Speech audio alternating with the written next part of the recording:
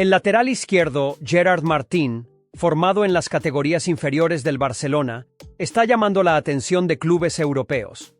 Uno de ellos es el Wolverhampton, de Inglaterra, que quiere reforzar su equipo con el joven jugador español. El Barcelona, por su parte, está dispuesto a negociar y aceptar ofertas por Martín, lo que abre diferentes caminos para el futuro del deportista. Una de las razones por las que el Barcelona está abierto a una venta es la presencia de Alejandro Balde, que es el titular en esa posición. A pesar de haber jugado más al final de la temporada, debido a una lesión de Balde, Martín sigue siendo la segunda opción.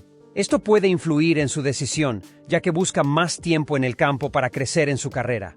Además del Wolverhampton, otro club interesado es el Real Betis, de España. Dirigido por el experimentado técnico chileno Manuel Pellegrini, el Betis quiere reforzar su plantilla y cree que Martín puede ayudar tanto ahora como en el futuro.